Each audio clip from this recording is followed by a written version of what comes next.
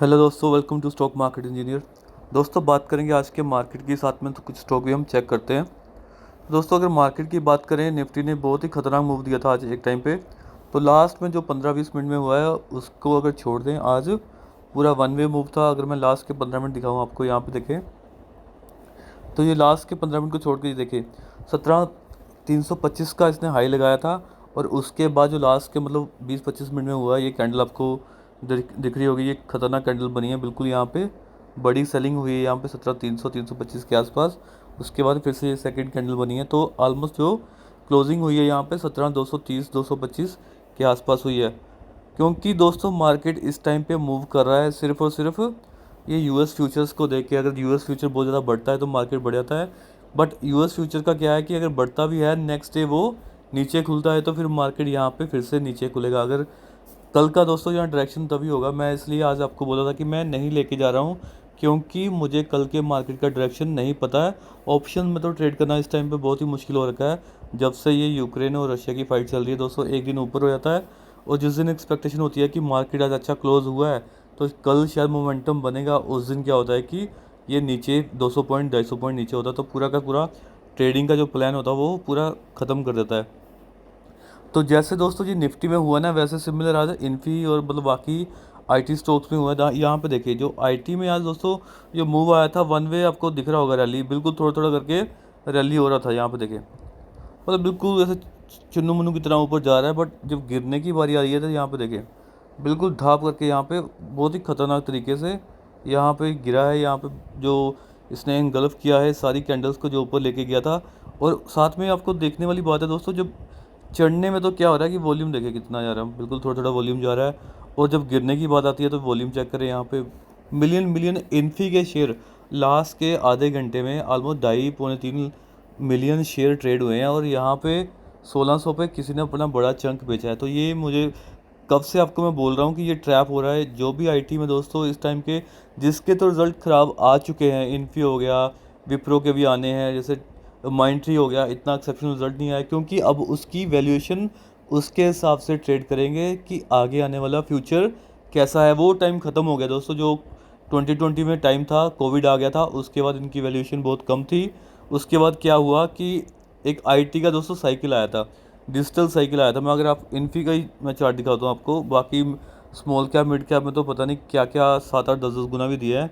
मैं आपको यहाँ पे वीकली चार्ट दिखा रहा हूँ इन्फी का, इन्फी वीकली। तो हम थोड़ा सा पीछे जाते हैं दोस्तों। अगर एक साइकिल आया, ठीक है, मतलब ट्रेंड चला कि अब ये आईटी का ट्रेंड है, सब कुछ डिजिटल होना है, सब कुछ ऑनलाइन होना है, ऊपर से सब कुछ वर्क फ्रॉम होना है। और बाकी पूरे वर्ल्ड को इस टाइम पे क्या चाहिए, डिजिटल चीज़ें चाहिए। उसकी वजह से क्या हुआ, इनको कॉन्ट्रैक्ट अच्छे मिले, इनके मार्जिन बढ़े, इनकी सेल बढ़ी, और उनकी वजह से क्या हुआ, एक आईटी साइकिल चला। बट वो आईटी साइकिल ऐसा तो नहीं है कि सारी ज़िंदगी चलता रहेगा, उसके लिए कुछ ना कुछ होल्ट आएगा। तो वो जो होल्ट मुझे दिख रहा है वो दोस्तों अभी आ चुका है। इस टाइम का जो फ्लैट क्वार्टर आ रहे हैं और डी ग्रोथ हो रही है। एस टेक देख लिया आपने, टेकम देखना है अभी। उसके बाद विप्रो के रिजल्ट भी उसके चार्ट में पहले से दिख रहे हैं कि विप्रो के रिजल्ट कैसे आने वाले हैं। टीसीएस के रिजल्ट भी ओके ओके थे। और जो इनकी वैल्यूएशन इनको मिल गई हुई है दोस्तों, यहाँ पे देखें, मतलब कोई स्टॉक 500 600 700 800 पे ट्रेड करता था, वो जाके 1900 पे चला गया, 3x हो गया। तो उसके बाद कुछ तो आएगा ना कि कहीं तो रुकेगा ना, मतलब रुकेगा तो अगर डी ग्रोथ होगी। अगर तो मार्केट ये एक्सपेक्ट कर रहा है कि आने वाले 6 महीने में इन्फ्लेशन बहुत ज़्यादा आ चुका है, इंटरेस्ट रेट बढ़ने वाले हैं, और रशिया यूक्रेन का फाइट चलेगा ही चलेगा, और ऊपर से कोविड भी ठीक हो चुका है, और सब कुछ यहाँ पे कंपनी क्या कर रही है, सब कुछ अब अपना मतलब वर्क फ्रॉम होम ख़त्म कर दिया अपना। अब लोग जाके ऑफिस में काम कर रहे हैं, तो वहाँ पे भी कुछ ना कुछ एक्सपेंडिचर बढ़ना है। ऊपर से एट्रिशन रेट इतना ज़्यादा है आईटी की बूम की वजह से, लोग इतने ज़्यादा पैकेज मांग रहे हैं, और नए नए जो बंदे आ रहे हैं तो उनको क्या कॉस्ट पे काफ़ी इम्पैक्ट पड़ रहा है। आपने देखा होगा इन्फी का ऑलमोस्ट 30% से ऊपर निकल गया एट्रिशन, मतलब 10 में से 3-4 बंदे हर क्वार्टर में या हर साल में छोड़ के जा रहे हैं, मतलब इतना एट्रिशन रेट इनका हो गया है। तो वो उसकी वजह से बहुत सारे फैक्टर हैं दोस्तों। ये आईटी के मुझे लगता है कि अभी जस्ट एक शुरुआत है कि ये गिरना स्टार्ट हुए हैं, धीरे धीरे करके रिकवर करेंगे। लोगों को लगेगा कि हाँ 10% नीचे आ गया, 20% नीचे आ गया अपने हाई से, तो मैं यहाँ पे बाई करता हूँ। बट मेरे लिए अभी कोई बाई नहीं है आईटी एज ए पोर्टफोलियो।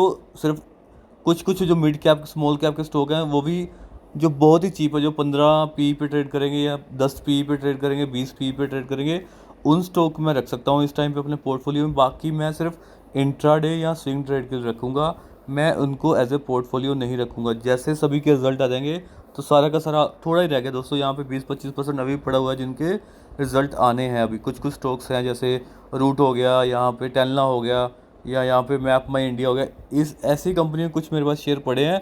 तो उनके रिजल्ट्स आने के बाद ये भी पूरा रीशफल होगा, देखना पड़ेगा कि इनके भी रिजल्ट कैसे आते हैं, क्या इनका भी साइकिल ख़त्म हो गया है कि नहीं हो गया। तो ये आपको ध्यान में रखना है। तो ये आपने मैंने आप वीकली चार्ट खोला हुआ, तो यहाँ पे जो मैंने आपको बोला कि बहुत बड़ा यहाँ पे ब्रेकडाउन हो चुका है। इतना बड़ा ब्रेकडाउन है कि ये ऐसे फिल नहीं होगा, इसको रिटेस्ट करके ये वापस फिर से नीचे आने वाला है। पहला मैंने आपको टारगेट दिया था 1550 का, सॉरी 1540 का दिया था, बट हाँ 1550 इसने लगाया, मतलब 2 बार इसने 1550 लगाया वीकली बेसिस पे। तो नेक्स्ट टारगेट बनता है हमारा 1450 का। ये टारगेट मैं एक्सपेक्ट कर रहा हूँ कि मई में ही आना चाहिए। मेरा व्यू इन्फी में अभी भी नेगेटिव है और बाकी के आईटी स्टॉक्स में भी अभी भी नेगेटिव है। मैं चाहता हूँ कि थोड़ा सा, जैसे 2% आज बढ़ा है या 1.5% और किसी दिन बढ़ेगा, किसी दिन 3% बढ़ेगा, उसके बाद मैं पुट बेचूँ, या मतलब पुट लूँ यहाँ पे, मतलब इसको बेचूँ कि ये नीचे गिरेगा, तो वहाँ पे मैं खेलूँगा। इस पूरा मंथ मैंने यहीं पे खेलना है। मैं सारी कॉल्स नहीं दूंगा क्योंकि कभी कभी मेरा जो व्यू है गलत भी हो सकता है। जो मुझे लगेगा कि हाँ श्योर श्योर जो होने वाली है वही मैं कॉल आपको दे रहा हूँ। बट अभी तक जो लास्ट के 1-2 वीक का व्यू जा रहा है वो बिल्कुल सही जा रहा है। पहले भी 2 वीक को छोड़ दे दोस्तों, जो विप्रो और टीसीएस ने मारा है इस पूरे अप्रैल में, स्टार्टिंग के 2 वीक में वो बहुत ही बुरा हुआ है। बट उसके बाद से जो मेरा व्यू बन रहा है वो सही बन रहा है। थोड़ा सा जो कॉन्फिडेंस लूज़ हुआ था इनिशियली वो थोड़ा सा वापस आ रहा है, तो उसको हम आगे आने वाले टाइम में कवर कर लेंगे। बट इस टाइम पे मैं आपको बोल रहा हूँ कि हमें यहाँ पे आईटी स्टॉक्स में एज ए पोर्टफोलियो बेटर नहीं लेना है। कि मैं ये नहीं बोल सकता कि आगे 2 साल के लिए मैं स्टॉक ले लूँ, ऐसा नहीं है। मैं आपको उससे बेटर बीएससी ले लें, आप सीडीएसएल ले लें, वो फिर भी बेटर चल जाएंगे। उन पे कोई यहाँ पे इन्फ्लेशन का इम्पैक्ट नहीं है, उन पे कोई इम्पैक्ट नहीं है रशिया यूक्रेन का। यहाँ पे ट्रेडिंग होना है, लोगों ने इंडिया में मार्केट में इन्वेस्ट करना ही करना है, वो नॉर्मल चलता रहेगा। तो उसके हिसाब से आपको ट्रेड करना है। बाकी कुछ स्टॉक्स भी हम देख लेते हैं। तो दोस्तों यहाँ पे अदानी पोर्ट्स ने ब्रेकआउट दिया था, यहाँ पे देखा हमने 900 का डेली बेसिस पे यहाँ पे ब्रेकआउट भी था। उसके बाद इसने 925 लगाया, बट फिर से 2-3 दिन में क्या हुआ, थोड़ा सा करेक्शन हुआ है। मैंने देखा है कि जब ब्रेकआउट होता है तो वहाँ पे काफ़ी टाइम फड़फड़ाता है, मतलब उसके ऊपर निकलना है उसको दोस्तों। अभी यहाँ पे मुझे लगता है कि इसके ऊपर निकलेगा, शायद फिर से एक बार 860-870 टच हो जाएगा। बट इसको ऊपर जाना है अदानी जिस हिसाब से आगे जा रहा है, तो ये अदानी पोर्ट भी कहीं रुकेगा नहीं, इसको ऊपर ही जाना है। तो मेरे ख्याल से अभी होल्ड इसको इसमें बने रहे अदानी पोर्ट्स में। सीडीएसएल काफ़ी लोग परेशान हैं, ये तो पता ही है दोस्तों। यहाँ पे देखें डेली बेसिस पे कुछ भी स्ट्रेंथ नहीं आ रही है। इसकी पहली स्ट्रेंथ मैंने आपको बार बार बोला है कि पहली स्ट्रेंथ तभी आएगी जब यहाँ पे इसके ऊपर क्लोज करेगा। यहाँ पे कम से कम 6 दिन इसने 1450 लगाया था और 6 के 6 दिन यहाँ पे नीचे क्लोज किया था, तो वो पहली स्ट्रेंथ आएगी इसकी। मेरे ख्याल से रिजल्ट भी आने वाले हैं 1-2 दिन में इसके, कल ही शायद इसके रिजल्ट आने वाले हैं, तो उसके हिसाब से देखना पड़ेगा। बट मेरी एक्सपेक्टेशन इस बार सीडीएसएल के रिजल्ट में कुछ खास नहीं है, क्योंकि आईपीओ की इनकम इस बार कम आने वाली है। आईपीओ कुछ ज़्यादा लिस्ट नहीं हुए थे लास्ट क्वार्टर में, तो वो आपको ध्यान में रखना है। तो शायद इनकम इस बार इतनी ज़्यादा ना बढ़े। हाँ, इस बार फिर से आईपीओ का जो सिस्टम स्टार्ट हुआ है, 2-3 आईपीओ आपको पता है कि आ रहे हैं, ऊपर से एलआईसी का आईपीओ भी आ रहा है। तो मे भी जो आईपीओ की इनकम आती है वो आने वाले क्वार्टर में आएगी।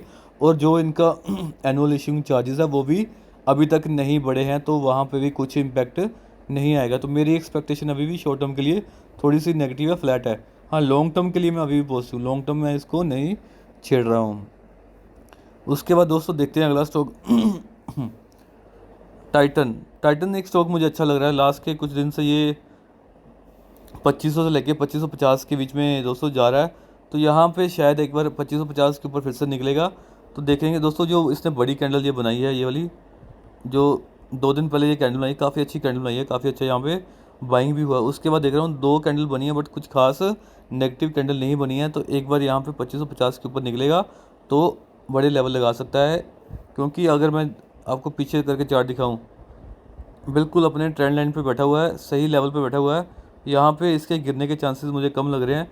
तो शायद इसका फर्स्ट वीक ऑफ मई में इसका रिज़ल्ट भी आता है, फर्स्ट वीक है 5-6 तारीख को रिज़ल्ट आएगा, तो उससे पहले थोड़ा सा यहाँ पे मूव करना चाहिए। तो शायद ये 2650 या 2700 तक के लेवल भी लगा सकता है, तो वो आपको ध्यान में रखना है। यहाँ पे 7-8% हमें मिल सकता है। 2500 एक अच्छा लेवल है। 2470-80 अगर यहाँ पे करेक्शन में मिले तो यहाँ पे आप बाय कर सकते हैं। बलरामपुर चीनी मैंने आपको आज चार्ट पे बताया था कि ये मुझे थोड़ा सा नेगेटिव लग रहा है। ये मैं यहाँ पे आपको थोड़ा वीकली चार्ट दिखाऊँ, वीकली भी क्या, मैं डेली पे भी दिखा देता हूँ। तो काफ़ी दिन हो गए दोस्तों, यहाँ पे भी इसका जो मूव आते हैं ना, जो आईटी में हुआ है, सिमिलर वे में यहाँ पे चीनी स्टॉक्स में हुआ है, तो 5x हो गया है। मतलब 100-200 से ऑलमोस्ट यहाँ पे 500 पे ट्रेड कर रहे हैं। तो कभी ना कभी तो दोस्तों करेक्शन आएगा ना, वो करेक्शन मैं वेट कर रहा हूँ कि ये करेक्शन शायद यहाँ पे इस लेवल को तोड़ने के बाद आएगा।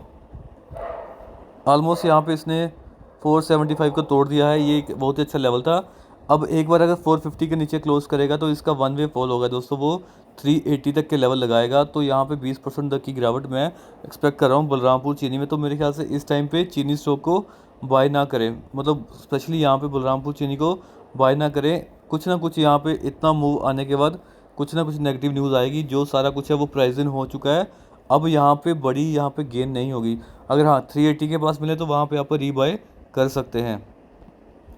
उसके बाद हैप्पीएस्ट माइंड कुछ नहीं हुआ दोस्तों, मैंने 1060, 1040, 1030 पे निकाला था। उसके बाद देखा है कि कुछ नहीं मिला मुझे। यहाँ पे मैंने बीएससी में एंट्री कर ली आईटी स्टॉक बेच के, वो थोड़ा सा बढ़ना स्टार्ट हो गया, बट आईटी स्टॉक वहाँ के वहाँ पे रुके हुए हैं अभी तक। इसके भी रिजल्ट आने वाले हैं, पहले 28 को आते थे, शायद अब इन्होंने थोड़े से लेट कर दिए हैं, फर्स्ट वीक ऑफ मई में आ रहे हैं। बट यहाँ पे कुछ भी स्ट्रेंथ मुझे नहीं दिख रही है। पहली स्ट्रेंथ दोस्तों यहाँ पे फिर से वही आएगी जब ये 1100 के ऊपर निकलेगा, और अगला जो लेवल है इसका 1220 है। बट मुझे लगता नहीं कि इस बार 1100 के ऊपर निकलेगा। अगर इसके रिज़ल्ट बहुत ही अच्छे आ गए, क्योंकि इसको अपने इस लेवल से निकलने के लिए बहुत ही अच्छे रिजल्ट देने पड़ेंगे। ऐसा नहीं कि KPIT की तरह रिजल्ट आ गए या डेटा मेट्रिक्स की तरह जो 5-6% का ग्रोथ आ गया दोस्तों, वो उस ग्रोथ से नहीं चलने वाला है हैप्पीएस्ट माइंड का। इसको कम से कम क्वार्टर ऑन क्वार्टर बेसिस पे 10 से 12% से ज़्यादा का अर्निंग दिखाना पड़ेगा, और पैट भी 12-13% से ज़्यादा का पैट दिखाना पड़ेगा, तब जाके हैप्पीएस्ट माइंड थोड़ा सा यहाँ पे पॉजिटिव साइन दिखेगा। क्योंकि इसकी वैल्यूएशन प्राइस टू अर्निंग 100 के पास है। तो ऐसा नहीं कि जैसे KPIT के रिजल्ट आए हैं, जैसे परसिस्टेंट के रिजल्ट आए हैं, इसके भी रिजल्ट आएंगे तो ये चल जाएगा। तो दोस्तों यहाँ पे नहीं चलने वाला है, इसकी वैल्यूएशन मैटर करती है। तो ये बहुत ज़्यादा वैल्यूएशन पे है, इसको रिजल्ट भी उसके हिसाब से देने पड़ेंगे।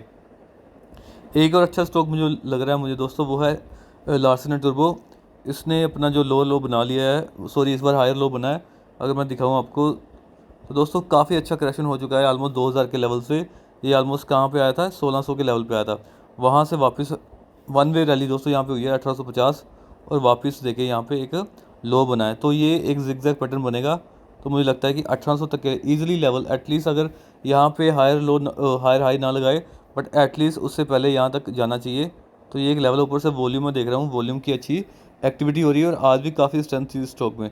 तो यहाँ पे आप इसको बाय कर सकते हैं आने वाले 2-3 दिन के लिए, मे बी वन वीक के लिए। तो ये आई थिंक आपको 7-8% देने का पूरा दम रखता है। बिल्कुल अच्छा स्टॉक है, इस टाइम पे बाय करने के लिए एक सेफ बेट हो सकती है।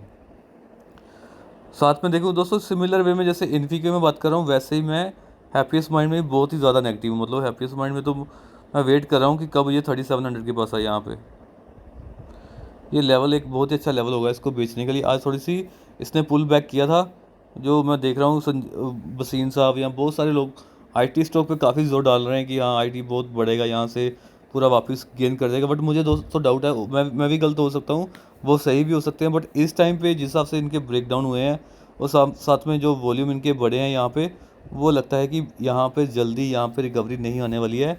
मुझे लगता है कि यहाँ पे कुछ ना कुछ नेगेटिव होना ही होना है। और ये इसके जो माइंड ट्री के लेवल तो मुझे 3100-3000 तक के लेवल दिखते हैं। इसका भी लास्ट में आज वैसा ही हुआ है, वही सिमिलर वे में जैसे इन्फी में हो रहा था, वैसे ही यहाँ पे गिरावट हो रही है। तो 3700 पे आएगा, मैं वेट करूँगा 3700 पे आए, और मैं वहाँ पे फिर 3600 की मई मंथ की पुट लेके बैठूंगा यहाँ पे। उसके देखते हैं कि कब यहाँ पे आता है।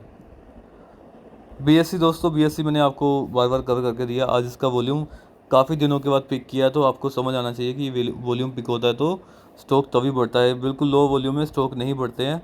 जितना भी दोस्तों यहाँ पे करेक्शन हुआ है लास्ट के, मतलब मैं देख रहा हूँ कि लास्ट के 4-5 वीक में जितना भी यहाँ पे करेक्शन हुआ है, जो आपको धीरे धीरे नीचे गिर रहा है यहाँ पे देखें, बट उसके अकॉर्डिंग आप वॉल्यूम देखेंगे ना, तो ये देखें वॉल्यूम बिल्कुल लो वॉल्यूम ही हुआ है यहाँ पे, बिल्कुल वॉल्यूम आपको नहीं दिख रहा। आज पहला पहला साइन है कि ये एक वॉल्यूम हुआ और क्लोजिंग इसकी अच्छी हुई, नहीं तो यहाँ पे क्लोजिंग अच्छी नहीं हो रही थी। बट इसका जो मेन दोस्तों आपको देखना है क्लोजिंग होना है, एक तो इसको इसके ऊपर निकलना है, जो ये है ना इसके ऊपर, यहाँ से ब्रेकडाउन स्टार्ट हुआ था यहाँ से, तो इसके ऊपर निकलना मतलब 890 मान के चलो, मोटा मोटा 900 के ऊपर निकलना है। 900 के ऊपर निकलने के बाद इसमें फिर से अच्छी स्ट्रेंथ आनी चाहिए, और फिर से हम एटलीस्ट एक बार 1050 इसका जो प्रीवियस आई है वो जल्दी हम रीटेस्ट होते दिखेंगे अगर ये 900 के ऊपर क्लोज करता है। तो आपको इसमें बने रहना है दोस्तों, BSC को नहीं छेड़ना है। अगर हाँ किसी को शॉर्ट टर्म में प्रॉफिट बुक करना है तो वो इसके अपने रीटेस्ट होंगे हाई, तो वहाँ पे प्रॉफिट बुक कर सकता है शॉर्ट टर्म के लिए। तो दोस्तों इस वीडियो में इतना ही। अगर आपको ये वीडियो अच्छा लगे तो लाइक और शेयर कर दें और चैनल को सब्सक्राइब कर लो। Thank you.